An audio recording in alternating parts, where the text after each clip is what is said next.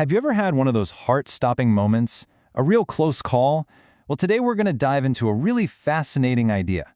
How those tiny, almost invisible moments actually hold the key to stopping big disasters before they even start.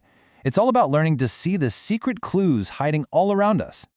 Just think about it for a second. You know, at time you stumbled but caught your balance, or maybe you sidestepped just in time to avoid bumping into someone. That little sigh of relief, that, "Phew, that was close" feeling, that is exactly what we're going to be talking about today. You know, here's something that might surprise you. Those huge, headline-grabbing accidents, they almost never just happen out of the blue. It feels like they do, but they really don't. They have a backstory. They're usually just the final domino to fall in a long line of much smaller warnings that went completely unnoticed. So if they aren't sudden, then what's really going on behind the scenes? Okay, so let's get into it. In this first part, we're going to pull back the curtain and look at the hidden patterns that lead up to those big accidents we all want to avoid. And it all starts with a simple but really powerful idea from Japan. The term is hiyari hato. Hiyari is that feeling of a sudden chill, and hato is that feeling of being startled. It just perfectly captures those, "whoa, that was close" moments. For instance, maybe you're walking down a hall and you almost collide with a coworker. Or you spot a wet patch on the floor just an inch before your foot lands in it. See? Nobody gets hurt, nothing gets broken, but it's a little warning sign, a little chill up your spine that tells you, hey, something could have gone wrong right there. Now here's where it gets really interesting. It turns out these little hiyari hato moments are not just random. No way. They're actually connected to the bigger accidents by a surprisingly accurate mathematical relationship. It's called Heinrich's law. Let's break down what that pyramid looks like. So right at the very tip top of this pyramid, we have the number 1. This one represents a single major accident. This is the big one, the kind of thing that makes the news, a truly terrible event or a life-altering injury. It's the one incident that everyone sees and, of course, everyone wants to prevent. But look what's underneath that one major event. The law shows us that for every one of those, there are usually about 29 minor accidents. Now, these are still pretty serious. We're talking about things like broken bones or injuries that really impact someone's life for a while. They cause real harm, even if they aren't catastrophic. And here it is. This is the absolute key to everything. Beneath those 29 minor accidents, there's a huge invisible foundation of 300 hiyari hato. 300 near misses, 300 close calls, 300 moments where something could have gone wrong, but by pure luck, it didn't. This is the hidden part of the iceberg we never see. So when you put it all together, you get this. The accident pyramid. For every one disaster, there are 29 serious injuries and 300, "phew, that was close" moments. This picture makes it so clear, doesn't it? If we really, truly want to prevent that one horrible accident at the top, we can't focus on the top. We have to start paying attention to the 300 little warnings at the bottom.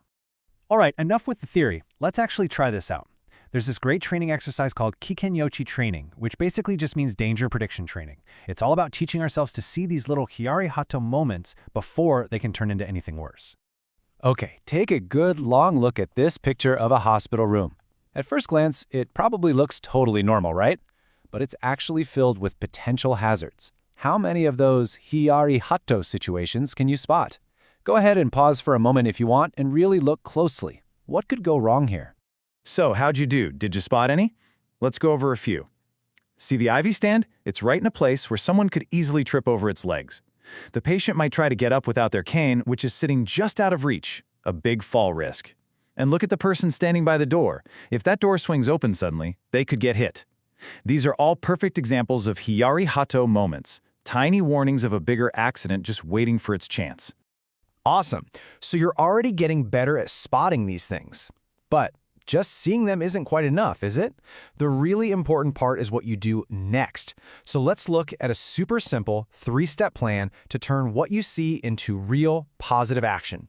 It really just boils down to these 3 simple things.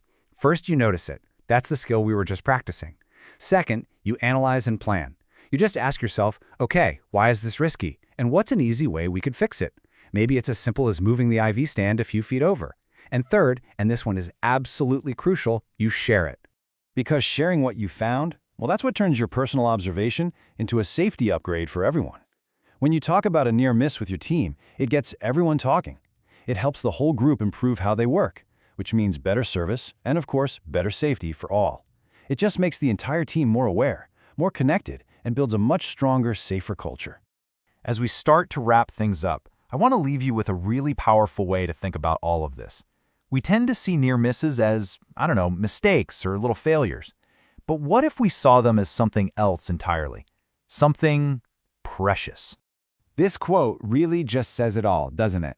A near-miss report isn't a complaint. It isn't a problem to be buried. It's a gift. It's a free lesson on how to prevent a real accident. And it's a lesson that comes with no cost, no injury, no damage. It really, truly is a treasure. And when you start to see the world this way, something really cool happens. You become a more observant person, more thoughtful, more proactive. And this way of thinking isn't just for work. It applies everywhere. You start spotting these little treasures at home, at the supermarket, on your walk, making you and everyone around you just that much safer. So really, the question isn't whether these little warnings are out there, because they are. They're everywhere. The only real question is, will we teach ourselves to see them? What little treasures are hiding in plain sight all around you, just waiting for you to find them? Thanks so much for joining me.